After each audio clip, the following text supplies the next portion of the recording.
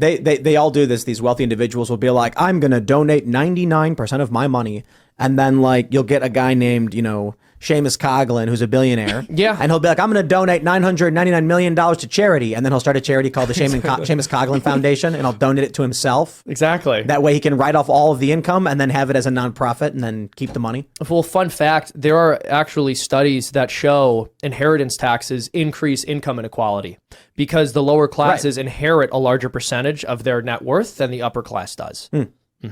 And so usually what inheritance taxes actually do is just completely screw farmers over, because a person has a farm that they spent their entire life working on. And like the farm and the farming equipment are rather expensive, but a lot of these people are just making a normal middle class living. And then they have to pay this insane inheritance tax before they can pass it on to their children. So they end up having to sell their land off. Yeah. That's why a lot of farms go into trust, right? They do it to avoid having to go through the process.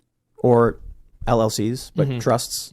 Clever ways they avoid paying taxes. But for those who can't avoid it, or for those who don't know better than to avoid it, or even people, outside of the context of farming who just have a house and they don't know how to leave it to their kids without avoiding the taxes, they end up getting screwed. Millionaires and billionaires are going to find their way around any set of taxes, right? Just like Zuckerberg did, but poor people are not. Buying things as a rich person is not the same as buying things as a poor person. Nope.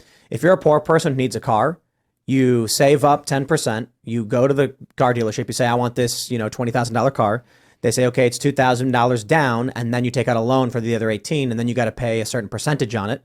So you are losing money on your asset. By the time you finally get that asset, you've ended up paying double for it. So you've lost tens of thousands. If you're rich, you walk in, write a check, boom, you have the car. The car's value effectively stays the same. Let's use a better example, like land or property. Yeah. If you're poor and you're buying a house, you get a loan, you pay interest, you lose money to the banks to acquire this. After 30 years or whatever, you finally pay it off. You're like, I did it. I paid off my house. And you've lost twice the value of the house in the purchase.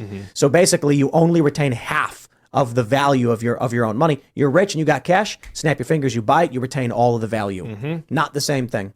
And then they do these tricks where, they can give the money to their own kids. Well, and who gets the value? The rich, the banks. Yep.